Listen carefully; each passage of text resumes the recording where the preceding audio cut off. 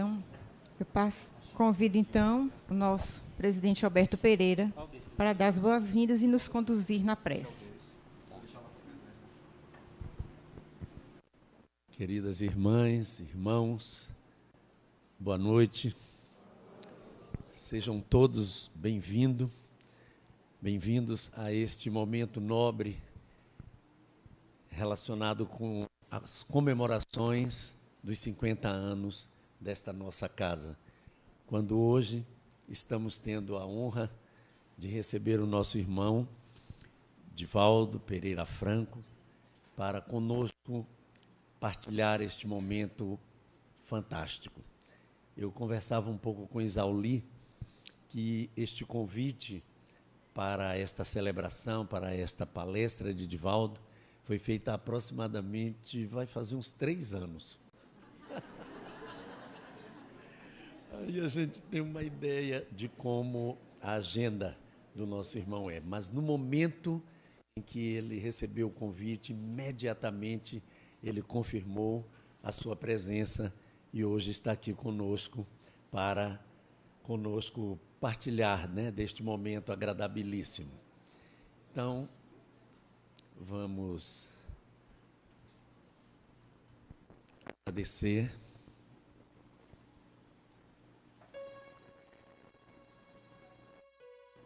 Amado Mestre Jesus,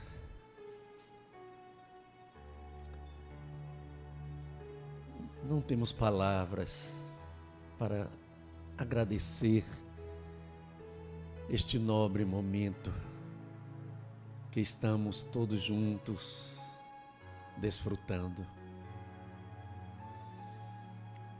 Querido irmão Bezerra de Menezes, igualmente te dizemos obrigado.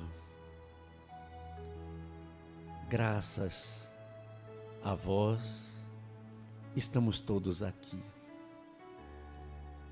Quando a nossa querida irmã Noélia Rodrigues Duarte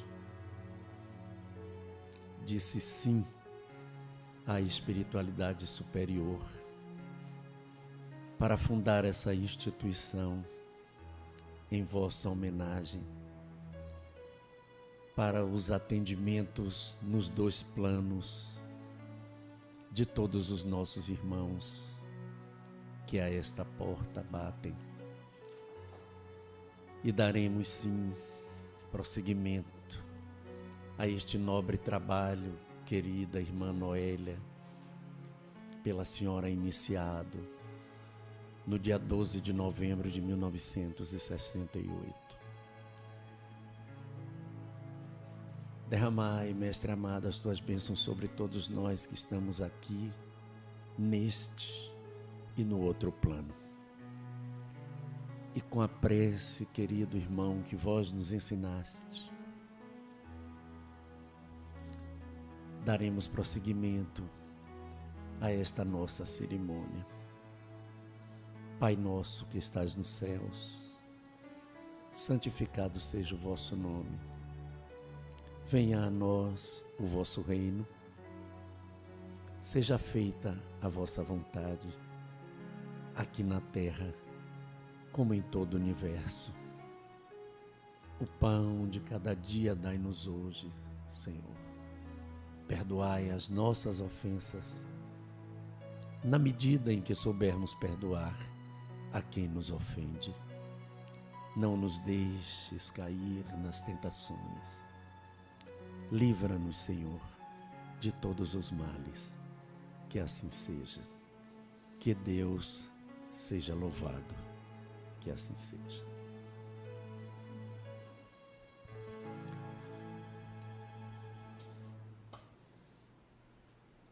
Vamos passar agora a palavra para o nosso querido irmão Divaldo.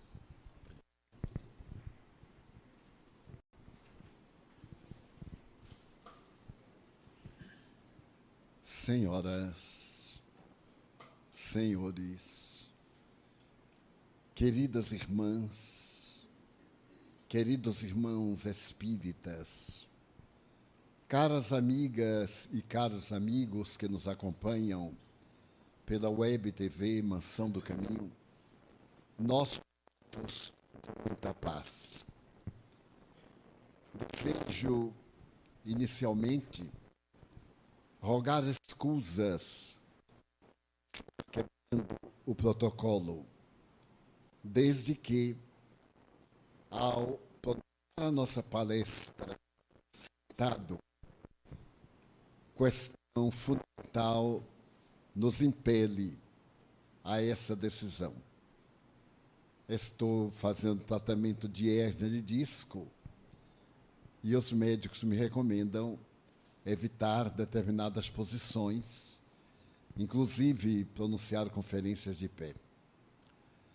Desejo agradecer sinceramente o carinho, o devotamento com que os amigos receberam-nos, a mim e ao nosso grupo, na casa abençoada que a nossa Noélia criou há 50 anos. Ainda me recordo da oportunidade quando ela nos informou, porque era frequentadora de nossa casa, nossa, ao lado do seu noivo, então, Eliano, que pretendia criar uma instituição dedicada à prece. Ela acreditava tanto no poder da oração, que desejava transformar os seus melhores momentos em socorro aos desvalidos. E depois de dialogarmos, ela pediu a nossa opinião modesta e lhe informei que a inspiração de que estava sendo objeto era do venerável apóstolo da caridade, o Dr. Adolfo Bezerra de Menezes Cavalcante.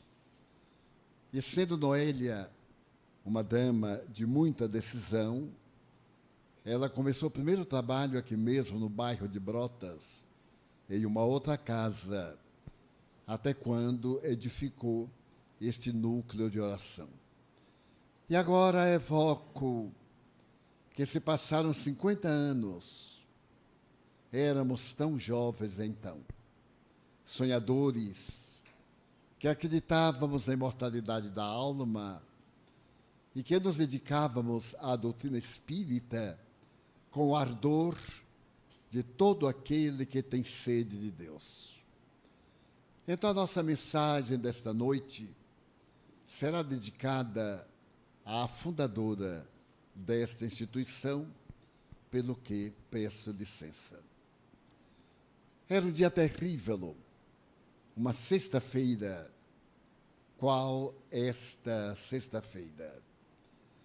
A ardência do sol sobre as pedras pontiagudas da via que levava de acesso à porta da imensa muralha que circundava Jerusalém, via-se uma cena deplorável. Não era comum.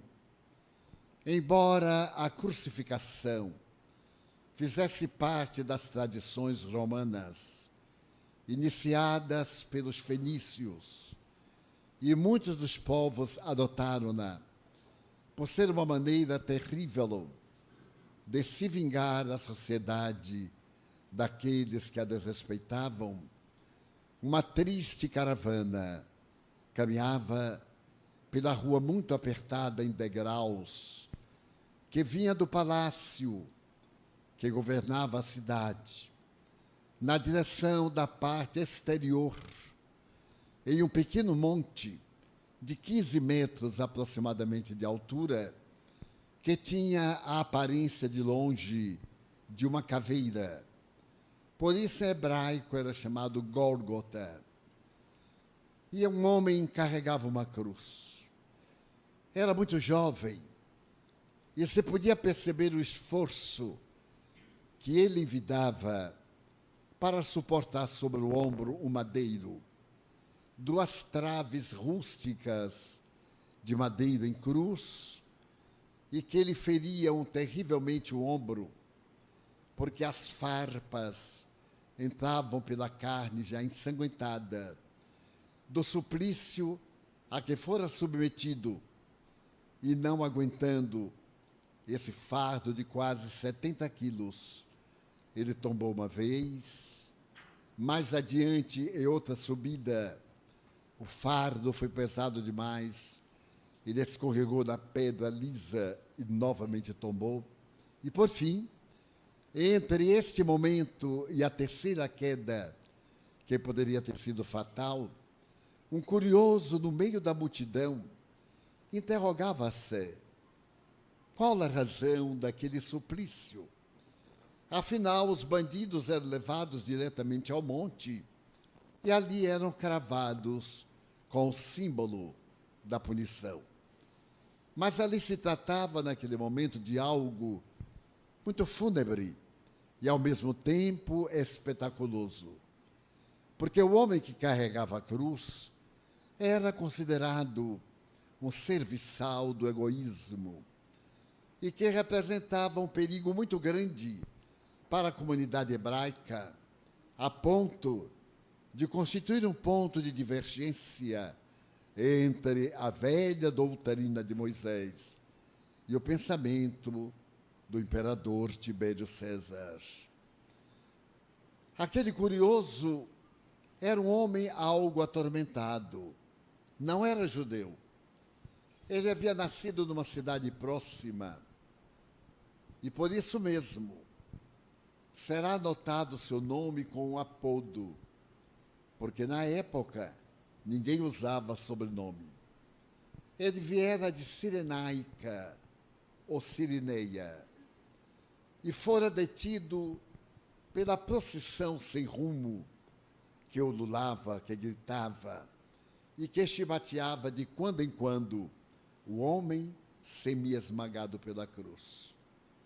Ele olhou com certa simpatia àquele homem afligido e, enquanto estava olhando e o grupo passava no alarido das multidões, um soldado romano segurou brutalmente pelo pescoço e empurrou na direção da cruz. Ajude-o.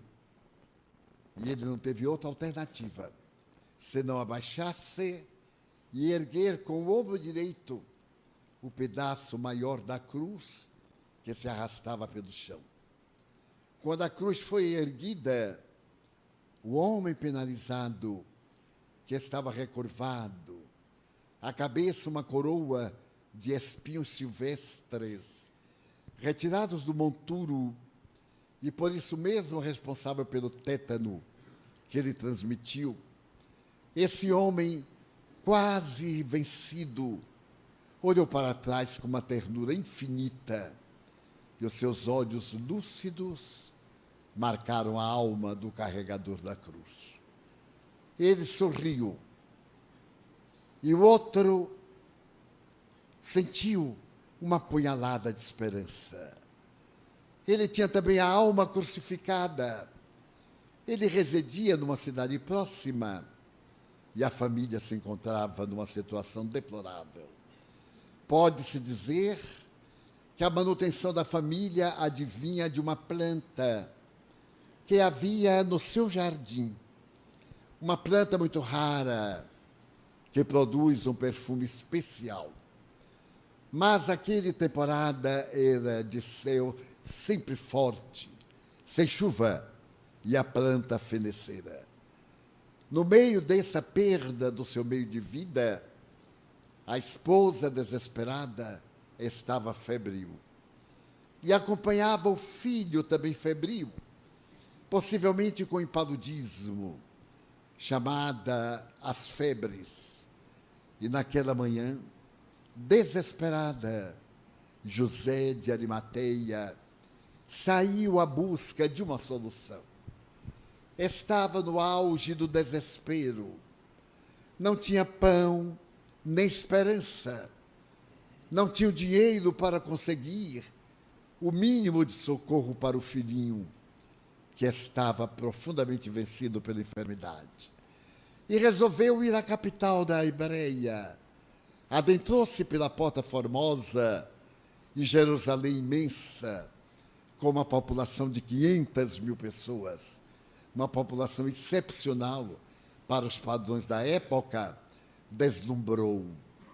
Ele estava atravessando na direção do templo, que ficava às costas do homem que carregava a cruz, quando se deteve diante daquela estranha procissão, que era muito rara, e agora estava ele ali, sem saber por quê, ajudando o homem que ia ser crucificado. As reflexões eram profundas, e o homem caiu. A cruz lhe pesou muito mais. Não era uma cruz trabalhada, eram 2 toros de madeira que se juntaram no braço aberto. E ele então sentiu a pele ser arrancada da carne, uma ardência estranha, e olhou e viu a hemorragia produzida pelo atritar da madeira grosseira no seu ombro cansado. Mas, de alguma forma, ele sentia um certo prazer, porque o estranho tombara, um soldado o ajudou a erguer-se, e ele novamente olhou para trás, com um daqueles olhares que nunca mais conseguimos esquecer. Não havia palavras. Os grandes momentos da vida são todos silenciosos, porque se nós falarmos, quebramos a harmonia, a beleza do momento do êxtase. E então estavam eles já quase do lado de fora. E avançaram na direção do monte. Pedregulhos, terra arenosa, e chegou ao ápice, quando a cruz foi arrebatada, e o homem começou a ser despido, de uma maneira irônica, esbofeteado. Era um criminoso, diziam. Mas ele se detinha a olhar aquele homem e perguntar-se que mal teria feito. O seu olhar era de cordeiro. Havia uma estranha mansuetude. E apesar do seu rosto, com hematomas, com equimoses, havia uma beleza estranha. Desses fascínios que não podem ser descritos. Então ele viu, quando o homem foi erguido, 2 cordas fortes levantaram a cruz. E quando ela caiu no buraco feito adredemente, ele viu aquele corpo de 70 quilos também, magro, porém forte, tombar, e todos os músculos e ossos produzirem um ruído estranho, como se fosse um estrangulamento. Ele escutou a voz do homem na garganta turgida e sentiu uma profunda compaixão. Abaixou os olhos e pareceu sentir que a natureza participava daquele instante trágico. Céu azul transparente de Jerusalém toldara-se. Uma nuvem borrascosa acercou-se e o vento começou a bramir. Assim eram as tempestades locais.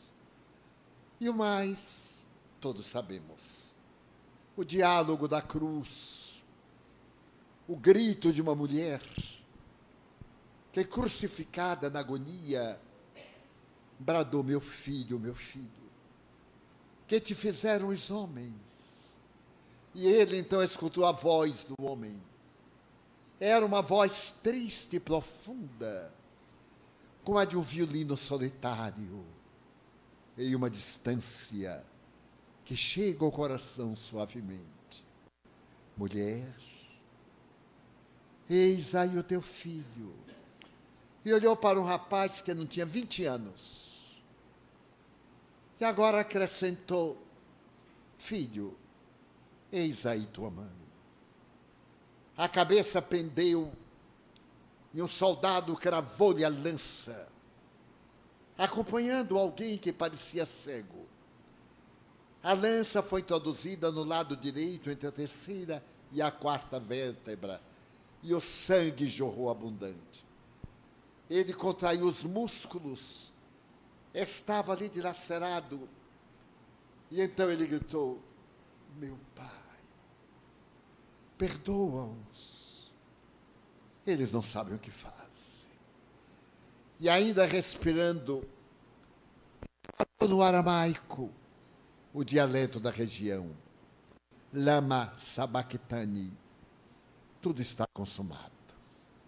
A cabeça pendeu, as gargalhadas da soldadesca confraternizavam agora com o relâmpago e o trovão, que fazia uma dança macabra no ar, aplaudida pela tempestade, e escada em raios de luz pela eletricidade densa daquela hora. O estranho percebeu a dor, afastou-se e voltou para casa correndo. Foi um verdadeiro desastre. Não levava nada. A sua viagem a Jerusalém tivera esse desfecho tão amargo e tão perverso que ele nem soube explicar à mulher, nervosa, exigente, traumatizada. E tudo quanto ele pôde fazer foi dormir. Estava dilacerado pelo cansaço. Lentamente a tempestade amainou, a chuva passou, e a noite silenciosa desceu pesada sobre a região que ficaria quase que amaldiçoada para sempre. Pela manhã, algo aconteceu de estranho. Ele sentia o ombro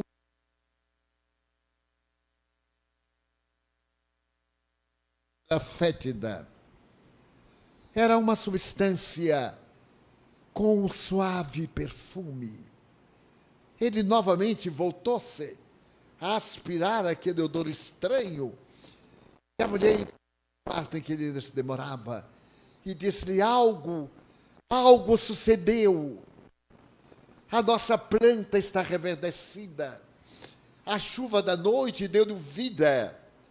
E ela está carregada de sementes para podermos fazer bálsamo. E para podermos atender à fome, nosso filhinho passou a febre. Eu também estou disposta. Uma coisa estranha aconteceu em nosso lar.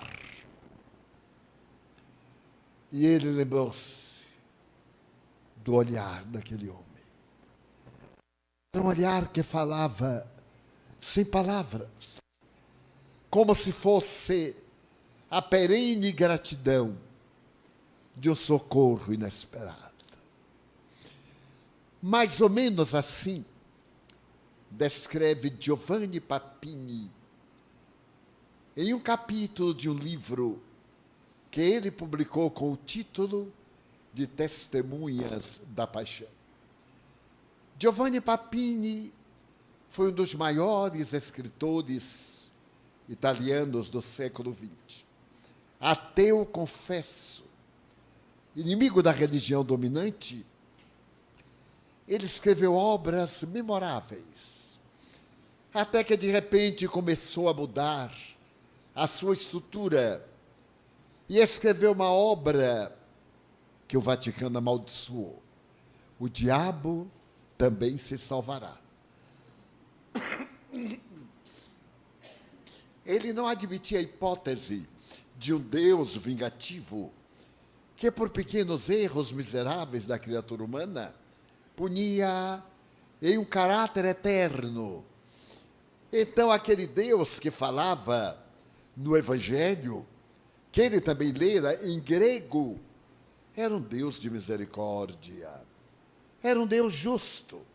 Então, ele punia o infrator, mas, no fim, ele liberava aquele que havia pecado e havia pago seu crime à sociedade. Então, de uma maneira muito nobre, o livro, dizendo que o diabo também seria salvo, abalou a cultura da época, nos anos mais ou menos 940. E algo de estranho sucedeu a esse escritor emérito, porque ele resolveu conhecer Jesus. E ao tentar conhecer Jesus, ele deixou uma das melhores biografias do século XX a respeito do homem de Nazaré, Giovanni Papini. Eu me lembrei de introduzir, como preâmbulo, esse fato, para me referir a uma cena que também ficaria indelével.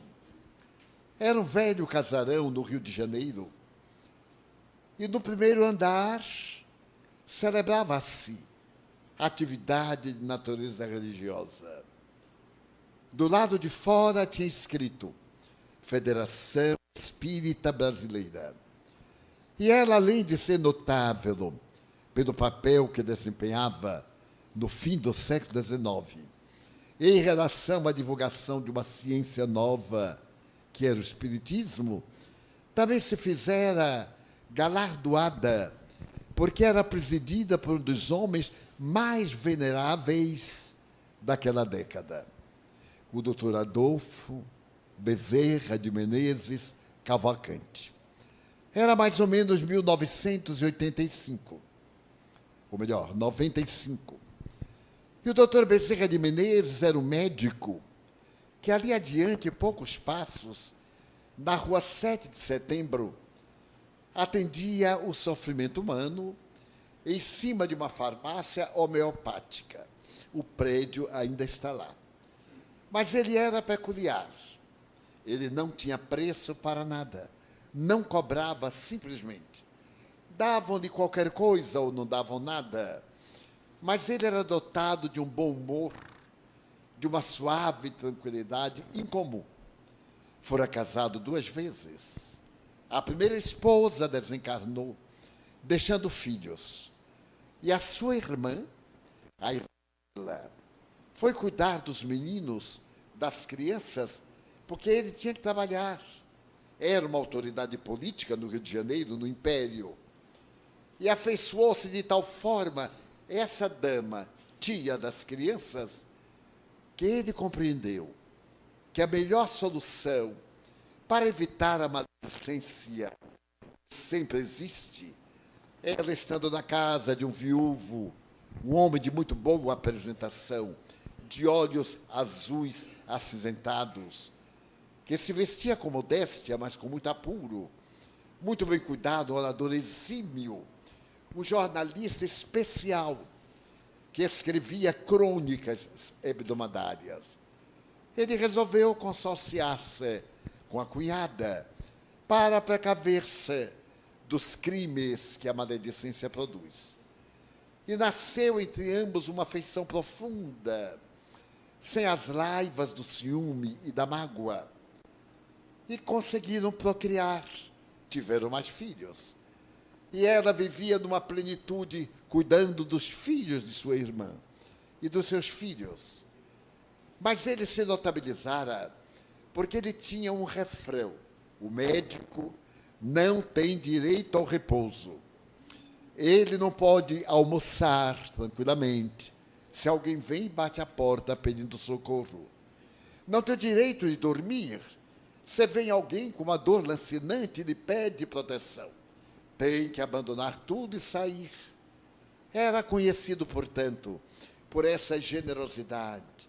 Morava no bairro da Tijuca, um pouco distante do centro. O bonde era muito demorado, mas ele era portador de um otimismo e de uma ternura que fascinavam.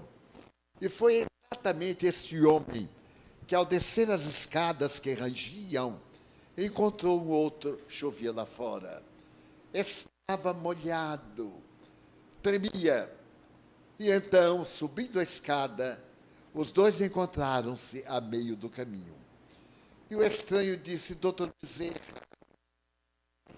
estou em uma miséria que ultrapassa a tradição franciscana. Minha mulher e meu filho, ali no Morro da Mangueira, estão atravessando um período de fome, fome total, fome. Porque eu fui despedido do trabalho há menos de 2 semanas.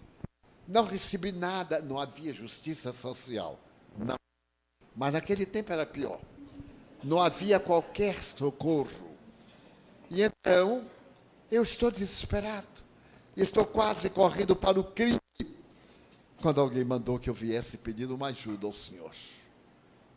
O homem, venerando, deteve-se, olhou para aquele estranho que chorava, um homem que chorava de angústia, molhado, esfarrapado, mal vestido, e que tremia, talvez de fome, de frio com certeza. E ele mentalmente percorreu os bolsos e sabia que estavam vazios. Mas o homem dizia: ajude-me, doutor Bezerra. Eu não posso voltar para casa assim. Ajude-me, pelo amor de Deus. Então ele se lembrou de Maria Santíssima. Era devoto de Maria Santíssima, a mãe de Jesus. Ele fez uma prece silenciosa, dessas que rasgam a alma. E chegando ao homem, deu-lhe um abraço. E disse: quando chegar em casa, transmita este abraço à sua mulher e ao seu filho. E tenha confiança que tudo se irá resolver. Talvez na tela da memória, ele se haja lembrado daquele José de Arimateia, o homem que ajudou a carregar a cruz. Ele amava Cristo e desejava ser também alguém que ajudasse a carregar a cruz do desar, a cruz da miséria, a cruz do pecado, as cruzes que a todos nós despedaça a alma. O homem reencorajou-se, agradeceu e saiu. E ele, compensado pela ideia, nunca imaginara em dar um abraço que pudesse proteger, um abraço de amor, porque quem se dá, oferece tudo. Estamos acostumados a dar o que temos, mas nunca damos o que somos. Esse dar o que somos, aplicar um passe, magnetizar a água, abrir o espaço a uma entidade perversa, dar o corpo, dar as energias. Essa é a caridade que a direita faz sem que a esquerda saiba. Então ele sorriu gentil e foi pegar o bonde, mas não tinha dinheiro para pagar o bonde. Eram 2 réis. Não tinha. Então ele pegou a si mesmo. E quando o cobrador veio, ele sorriu e o cobrador deixou para lá. Já estava acostumado com aquele passageiro singular. Um mês depois, ele descia a mesma escada, quando, ali ao meio, estava um jovem de uns 35 anos, bem penteado, vestido com higiene. A roupa era modesta, mas estava passada a ferro. E entre doutor Bezerra, ele estava sempre ali.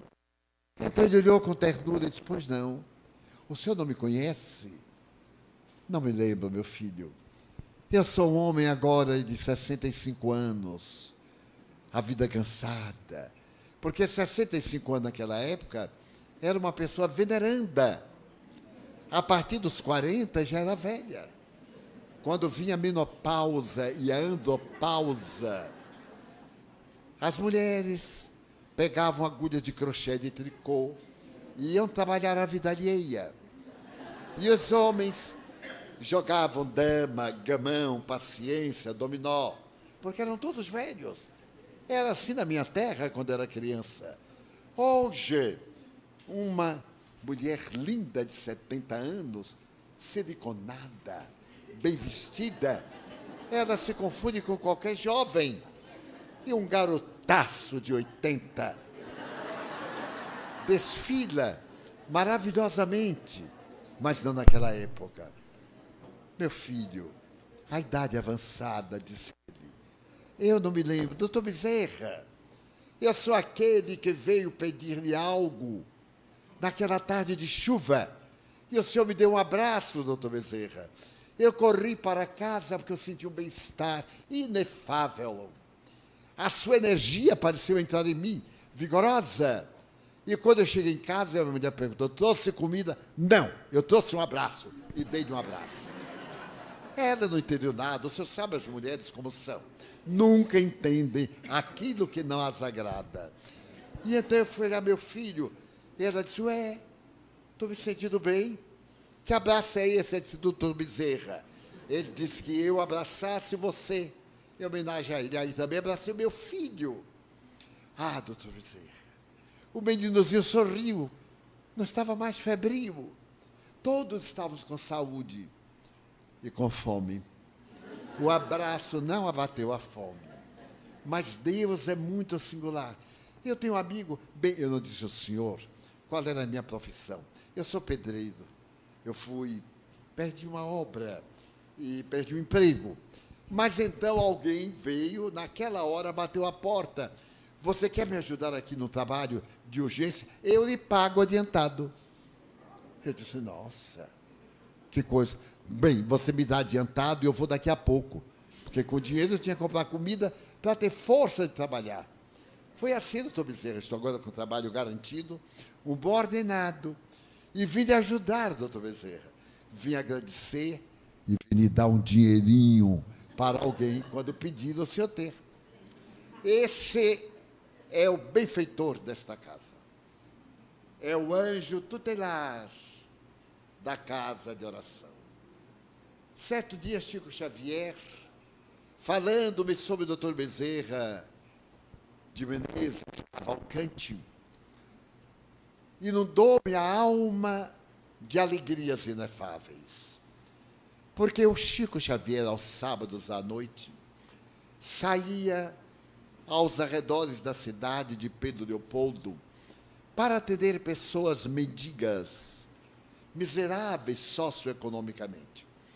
Havia uma ponte que caíra, de uma estrada que não foi concluída, e ali se reuniam os mendigos ao sábado à noite. Chico Xavier começou a visitar, levava uma ajuda, ele também era muito pobre, era funcionário autárquico do Ministério da Agricultura. E então foi levando, ficou habitual, ele, a irmã, um amigo, outro amigo, terceiro amigo. Mas houve um sábado que tudo correu ao contrário. Ele estava adoentado, a sua irmã Luísa não pôde fazer a feira, os amigos não se apresentaram, eram 18 horas. Ele deveria se preparar para daí a pouco, às 10, às 22 horas, ele ir para atender as pessoas, ler o Evangelho, falar sobre Jesus e mostrar o valor da caridade, da coragem, da resignação. Então ele ficou nesse dia angustiado, porque não tinha sequer uma moeda. E disse, meu Deus, o que é que eu faço? Foi para a casa da irmã Luísa, comunicavam-se as casas pelo quintal. E Luísa disse, Chico, hoje eu acho que não vou. Eu não estou bem de saúde, pode chover. Chico disse, Luísa, nós temos que ir. Temos que ir para dar uma desculpa, porque eles, de certo modo, precisam de nós. Meu Deus, o que é que eu faço? E começou a chorar. Não tinha uma porta na qual bater. Então, nesse momento, o doutor Bezerra adentra-se pela cozinha da casa de Dona Luísa e diz, como não tem para dar?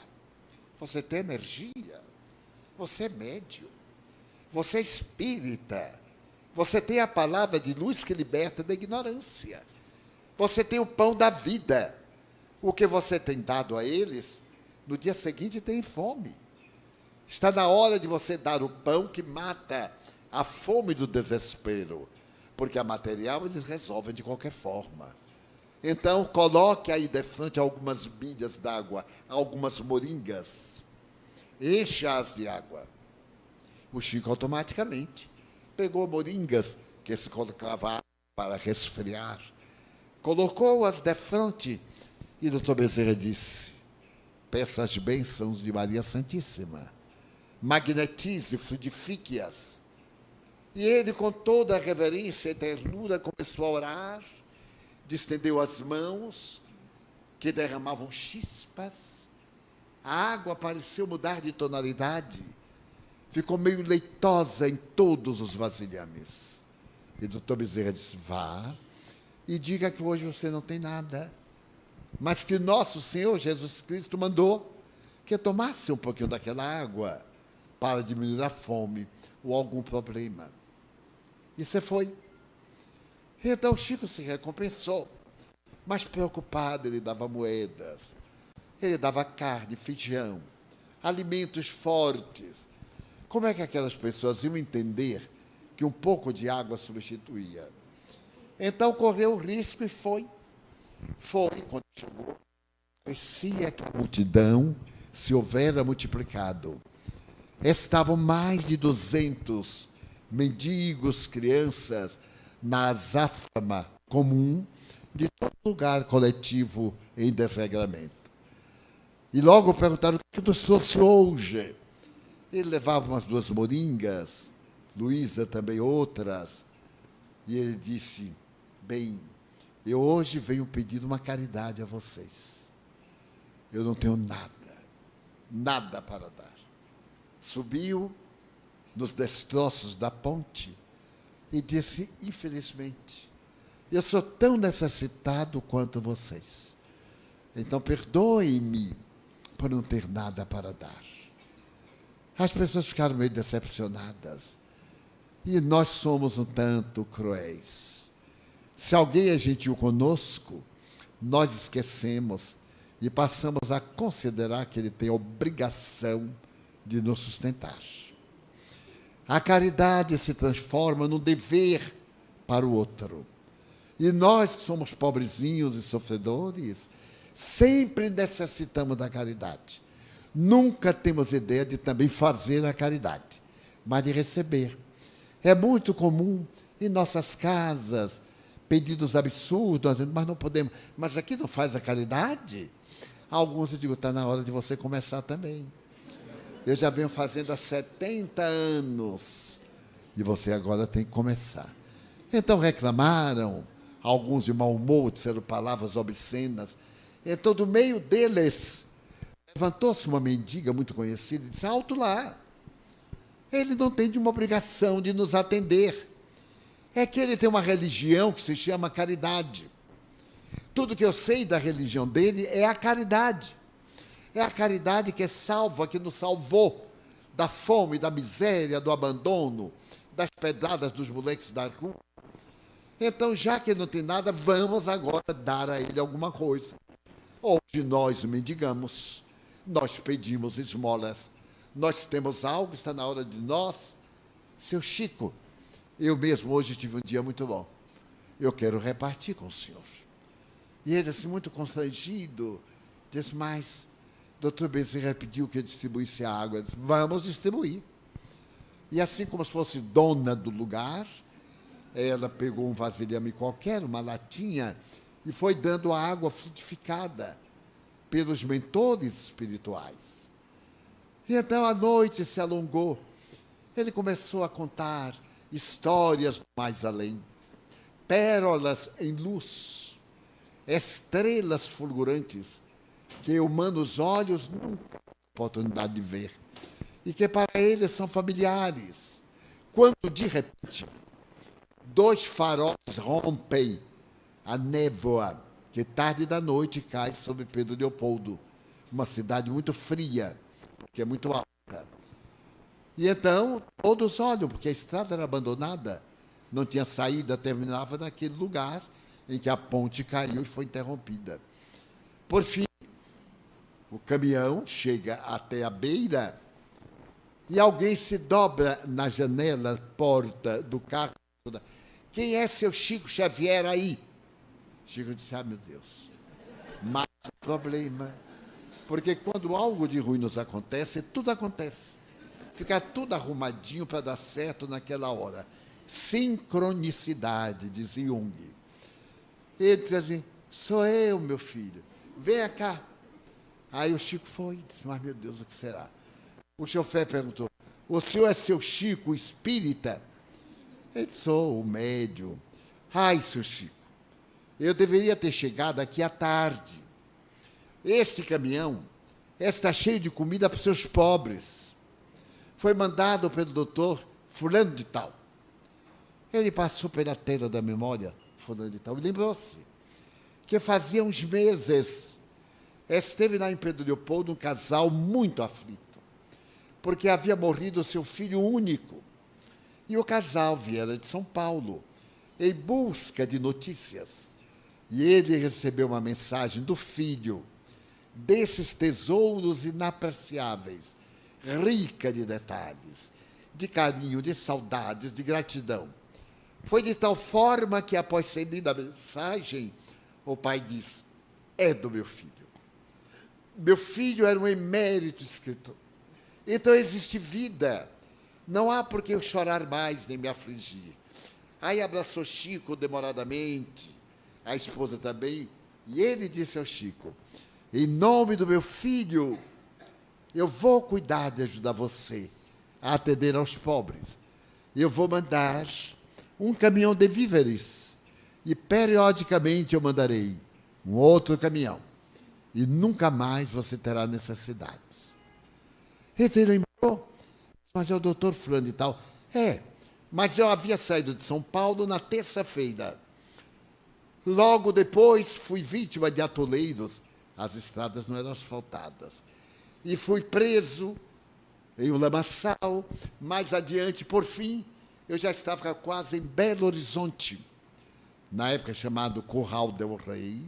Foi o primeiro nome de Belo Horizonte. E então eu me esforcei ao máximo, porque eu sabia que o senhor atende os necessitados no sábado. E não consegui chegar em tempo.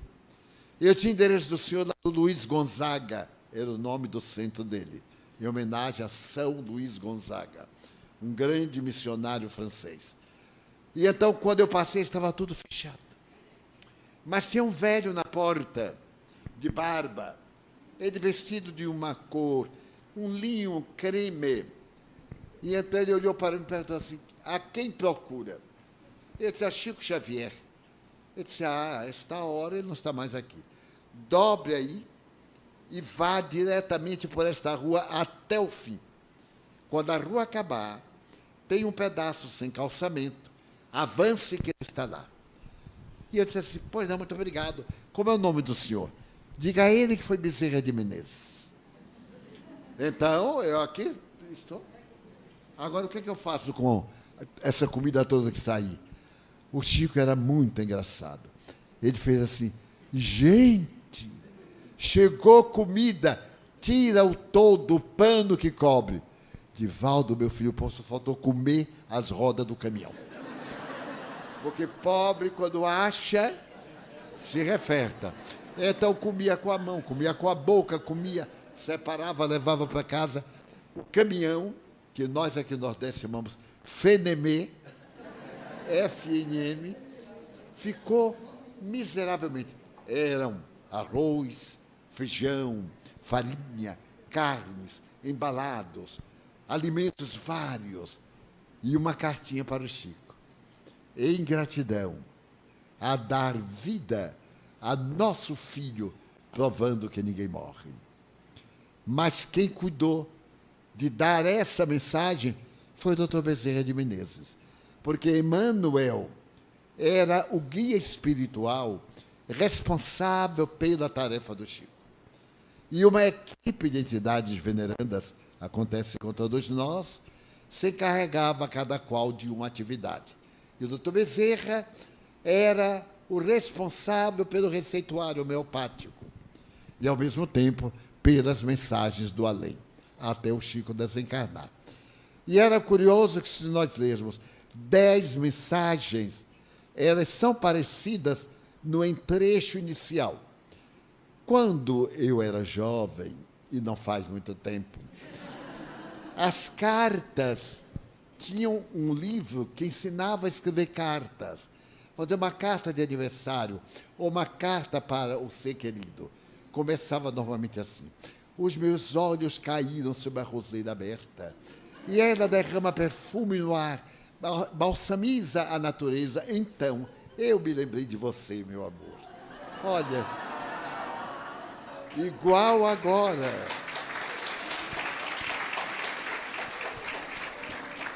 Mas então tinha também o término. A gente só enchia o miolo. No término, dizia assim, e com a alma despedaçada de saudade, um punhal cravado no coração, eu lhe digo adeus. Mas tinha várias fórmulas. Eu escrevia por minha mãe, que era analfabeta.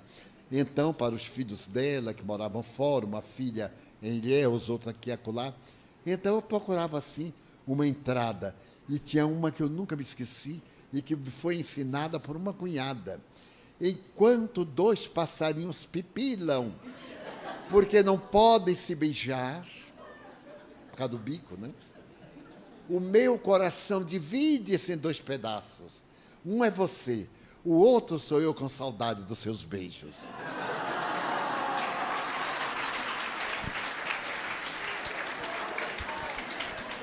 Era um período lindo, maravilhoso. Agora não. Agora a gente pega o computador e pega a frase feita, empurra o dedo. Não tem nenhuma emoção. Não me mandem cartão de Natal pelo computador, porque eu não respondo. Tem que ser à mão, ou então não respondo. Se muita gente... você não respondeu, eu digo não, porque eu só ia botar no computador. Muito obrigado. Não sei nada, sem nenhuma emoção.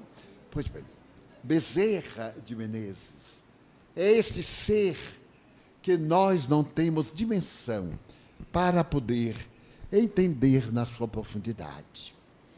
A minha primeira experiência com o Dr. Bezerra de Menezes foi muito singular, porque sempre um espírito de um médico baiano, no receituário que nós fazíamos no passado, vinha e realizava a tarefa. E eu ficava impressionado com a rapidez com que ele atendia. Quando vinham 200, 300 cartas, abríamos, distendíamos, colocávamos em cima da outra, e então alguém me ajudava, ele ia atendendo e tirando. Meu Deus, mas como é que ele sabe a doença de fulano de tal, de Beltrano, de Cicrano? Eu não entendia. Até que um dia me apareceu um espírito venerando e disse, olha, Edivaldo, eu sou Bezerra de Menezes. Ele disse, não diga. Nós somos conhecidos, gentileza dele. Nós somos conhecidos. Eu digo, eu não me lembro, doutor Bezerra. Não faz mal que não lembre. Eu vou lhe explicar o trabalho que vamos ter. Porque o fulano de tal veio para poder educar a sua mediunidade na parte psicográfica de receituário. E eu virei agora, uma vez por semana, para atender. Eu não posso marcar dia nem hora. Você terá que estar à minha disposição. Tanto poder vir no dia, como no outro dia, ou noutra hora. Aí disse, meu Deus, eu faço qualquer coisa, subo até numa árvore para psicografar na árvore. Nós, no meu caso, nós estamos numa sala, como de escritório moderno, diante de um sistema de computação. E então atendemos e trabalhamos nesse sistema. Eu tenho à minha disposição 10.000 espíritos que atendem por meu nome as solicitações que vêm de toda parte. Como você sabe, ubiquidade é um estado que somente os espíritos sublimes atingem, Cristo, Buda e etc. Eu sou ainda um viandante da eternidade, então não tenho essa faculdade. Mas como muitas almas confiam em mim e pedem socorro, então eu fico numa espécie de centro de comunicações. Todos os apelos chegam até lá. E então eu administro e tenho as equipes que vou encaminhando para que hajam em meu nome. Daí não seja de espantar que ele pode comunicar-se em diversos centros espíritas à mesma hora. São mensageiros dele. Seus verdadeiros protótipos, que conhecem o pensamento, que captam e atendem concomitantemente. Muita gente que desconhece o mundo espiritual zomba e diz que não pode ser possível, porque nós queremos limitar o mundo espiritual à pequenez da nossa capacidade. É esquecido que aqui é uma cópia de lá, e não lá uma cópia daqui. Toda vez que olharmos o mundo espiritual, conforme vemos, nós estamos fazendo o inverso. aqui é uma estrutura grotesca da realidade do mundo espiritual. Então, você tem, digamos assim, 200 solicitações. Eu venho com 10 companheiros médicos. O primeiro olha a solicitação número 1, o 10º, a número 10. Eles vão. E eu fico na postura. Vai o primeiro à casa do cliente, por isso se pede o endereço, a data de nascimento, para evitar os homógrafos homônimos, os nomes iguais de pessoas diferentes. Então ele vai, se não encontra a pessoa, espíritos que residem na casa dão as informações. E então eles vêm e me dizem, o número 1 é um caso tal, nós indicaríamos tal coisa. Então, quando eles estão no 5º, mais ou menos, eu começo a escrever, cada vez que sai uma, e ele volta para ver o número 11, o número 12, o número 20, assim até terminar. À medida que seja o volume, nós teremos mais auxiliares. Mais tarde eu narraria isso ao Chico, e ele me contou algo muito peculiar. Sendo a sua mediunidade esplendorosa, as entidades colocavam em seu lado uma espécie de um visor televisivo. E o paciente era retratado ali, e o doutor Bezerra olhava para ele e penetrava na problemática e respondia, por meu intermédio. Já era um outro método, e assim por diante. Então, eu fiquei deslumbrado com a ternura dele. E, naturalmente, passei a respeitá-lo muito mais, a tê-lo em um nível de consideração muito elevada. Mas ele é um espírito muito nobre, muito ocupado. Vem em momentos especiais, quando tem oportunidade. Então, as nossas consultas podem demorar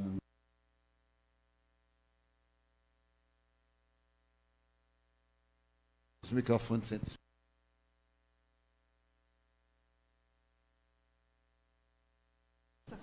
Está falhando.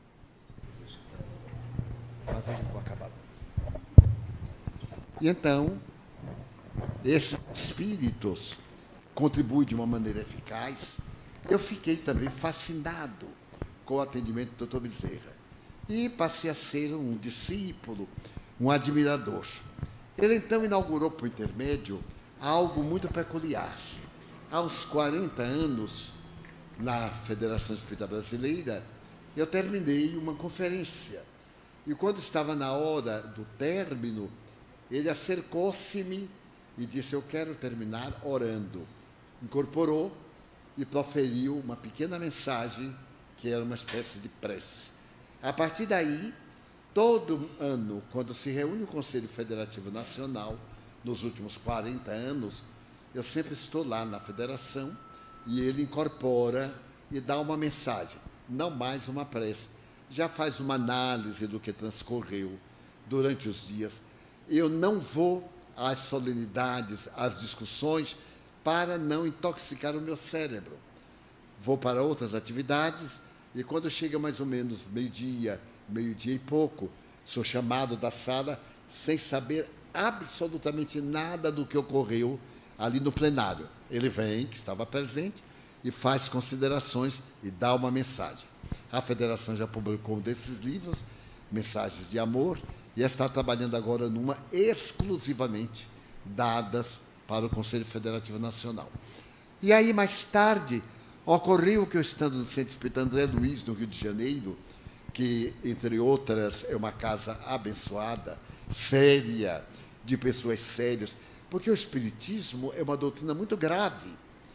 Muitos espíritas, ou ditos espíritas, não estão correspondendo à gravidade da doutrina. Porque tudo que nós aqui na Terra fazemos é imediato, o Espiritismo é para sempre. É para a nossa imortalidade. As coisas que nós fazemos é para a existência física. O Espiritismo nos cuida para toda a imortalidade, para depois da vida física. Então é algo sério, jovial, porque nos alegra. Podemos brincar, sem dúvida, com grande elevação. Allan Kardec diz, Anna Blackwell, a sua biógrafa, que contava lindas anedotas. Como todo francês, É uma característica da alma francesa, da língua francesa. Palavras que podem provocar sentido duplo, é muito comum em francês. Pequenos diálogos. E então ele era muito jovial. No entanto, olhamos o rosto severo, austero. Quando cuidava das questões doutrinárias, era um homem austero. Na vida comum, era um homem simpático, agradável, jovial, que cativava todo mundo. Então, o Espiritismo tem esse viés de sinceridade, de autenticidade, de severidade, com que tratamos as coisas do Senhor. Porque somos apenas servidores da seara. A seara é dele, e nós somos os obreiros de última hora. Dessa forma, o Dr. Bezerra passou a frequentar as nossas palestras no André Luiz. Então, normalmente, desde 1957, que eu vou ao Rio de Janeiro, a partir dos anos 70, numa palestra que nós proferimos lá, especialmente, ele vem e se comunica. E em mais 2 outros lugares, não mais. Na Semana Espírita de Vitória da Conquista e numa creche em Santo André, que se dedica a cuidar de crianças desamparadas. Esse espírito nobre é um verdadeiro José de Arimateia. Ele tem uma ternura imensa por Jesus. E irei concluir, quando ele completou 50 anos de desencarnado, ele desencarnou no dia 11 de abril de 1900. Então, é de comover-se, porque foi uma morte muito dolorosa. Ele teve uma espécie de erisipela por vários meses no leito, em carne viva, e ele sempre jovial, sorridente, gentil, sem reclamar absolutamente. Então, estando nesse estado de nobreza, ele vem lá no André Luiz, como eu falei, e graças a essa grandeza dele espiritual, ele foi, quando completou 50 anos de desencarnado, portanto, em 1950, foi realizada no mundo espiritual uma grande assembleia para homenagear o Dr. Bezerra de Menezes. Em uma região muito própria, muito bela, fazendo lembrar um anfiteatro grego, reuniram-se mais de 5.000 espíritos, entre encarnados e desencarnados, que foram especialmente convidados para participar da homenagem que o Brasil espírita ia prestar ao Dr. Bezerra de Menezes. Narrou-me Viana de Carvalho, que foi o convidado para falar em nome dos espíritas brasileiros. Em nome dos espíritas internacionais, Leon Denis. E então, conta-me o Viana de Carvalho que os convidados estavam nesse anfiteatro imenso, e a mesa diretora era regida por algumas entidades venerandas. Inácio Bittencourt, que foi um nobre presidente da Federação Espírita Brasileira, Eurípides Barçanufo e outros espíritos de escola, aguardando a chegada do Dr. Bezerra de Menezes. Um coral de 200 vozes enchia o ar de suaves melodias em homenagem a Maria Santíssima, quando o Dr. Bezerra chegou e foi recebido por uma equipe de espíritos que trabalham no Brasil. Trouxeram-no até a mesa, ele muito modesto, quase tímido, e o levaram à mesa central. Começaram as homenagens, que eu não vou detalhar porque é muito longo. E em determinado momento, Viana de Carvalho falou em nome dos espíritas do Brasil, agradecendo 50 anos de devotamento espiritual para atender-nos a nós todos, a qualquer que o evoca, e mesmo aqueles que não o evocam. Ele faz parte dos espíritos libertadores. E então Viana exalta-o. Leon Denis também decanta-lhe as virtudes. E nesse momento, antes que ele se levante, vê-se a chegada de um ser luminoso. Esse ser traz na mão um tipo de pergaminho. Era a mensageira de Maria Santíssima. Ela então lê para todos a mensagem que a mãe de Jesus manda. Eu nem posso imaginar a beleza desse espetáculo. E então, em determinado momento, Maria Santíssima manda dizer-lhe: Adolfo, tu podes escolher fora do sistema solar onde queres habitar. Já tens crédito para servir a nosso Pai fora da casa terrestre. Ao celebrarmos 50 anos de renúncia e abnegação tua parte, elegemos-te a mudar de plano. E quando Celina, uma jovem que morreu aos 16 anos, é emissária de Maria, quando Celina termina de ler, ele então agradece a todos e diz: Senhora, eu vos agradeço a dádiva. Não tenho nenhum mérito, Senhora. Se por acaso eu tivesse o direito de pedir-vos algo, eu vos pediria que não me permitais sorrir enquanto nas terras bafejadas pelo Cruzeiro do Sul alguém esteja chorando. Que eu não disponha de felicidade nem de paz enquanto os meus irmãos da pátria do Evangelho tenham problemas e desafios. Então, claro, isso dentro de um clima próprio produz uma emoção especial. Todos choravam comovidos. Permita-me continuar atendendo à brasilidade, na treva, na escuridão, nos becos, nas casas de miséria e infortúnio. Então, o Amão, como no tempo do martirológio em Roma, escreve no ar. Em Roma escrevia: Salve Cristo, aqueles que vão dar a vida pela tua glória, saúdam-vos e bendizem. Aí agora dizia assim: eu te concedo os próximos 50 anos para cuidar das almas sofridas no Brasil. Então o Dr. Bezerra ficou mais 50 anos. Agora, há 18 anos, na época em que completava 100 anos de dedicação, não só no Brasil, porque os brasileiros que foram para a Europa, para as Américas, e levaram o ideal, levaram também a presença do Dr. Bezerra de Menezes. Em todos os países que eu já visitei, 70 em números redondos, Dr. Bezerra é amado, respeitado por brasileiros espíritas que levaram a sua mensagem a esses povos. Então, aos 200 anos, repete-se a homenagem com outros caracteres. E ele pede à Mãe Santíssima para ficar na Terra até quando o planeta passe a regenerar, quando já não existam as dores grosseiras, as doenças degenerativas, Alzheimer, as feridas terríveis, e as dores sejam morais. A nossa evolução será toda moral. Então ele pediu que, nesse momento, ele daria por cumprida a sua tarefa. E a Mãe Santíssima autorizou a ficar por esse período até uma data que não sabemos quando será.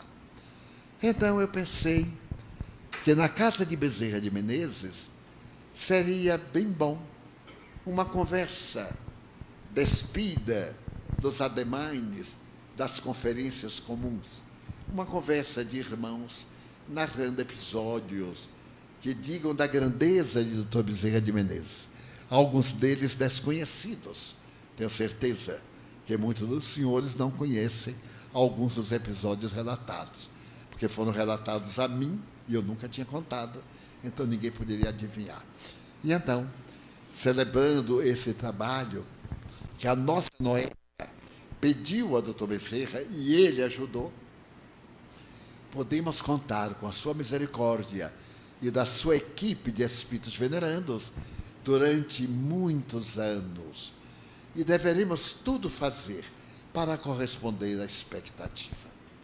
Então, com essas palavras, eu termino a nossa presença, agradecendo mais uma vez o convite do nosso querido amigo, o nosso Mário, que estabeleceu a data que deveremos vir, e quero realmente dizer da imensa satisfação experimentada por estar aqui com os nossos irmãos, como velho trabalhador da seara, muito necessitado de suas preces, de seu carinho, de boas vibrações, porque a nossa estrada é muito pedregosa, de todos nós.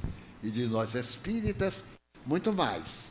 Porque, como diz Kardec, além dos inimigos que temos, outros muito mais sutis nós temos no mundo espiritual.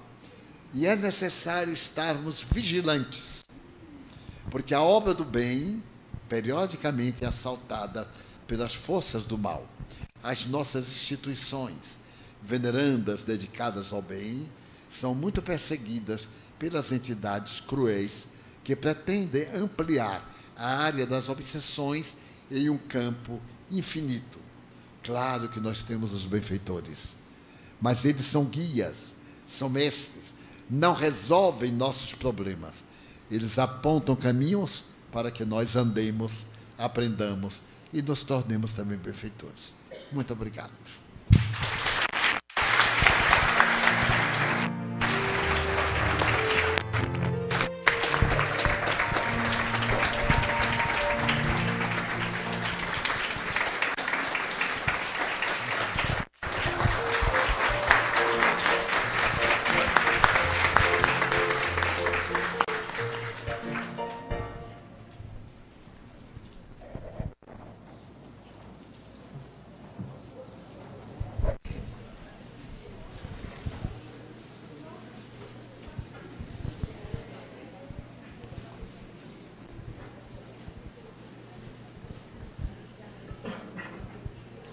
Nós, Divaldo, do fundo dos nossos corações, queremos sinceramente agradecer pelo aceite do nosso convite a esta nobre cerimônia, como você bem falou, desse tempo, né, esses 50 anos desta casa que de portas abertas sempre esteve a todos aqueles que aqui adentram, que chegam, né, precisando de suporte qualquer que seja. E queremos dizer a você que a nossa casa está de portas abertas. Apareça sempre que for possível, que será um enorme prazer para nós tê-lo aqui conosco. Muito obrigado a todos.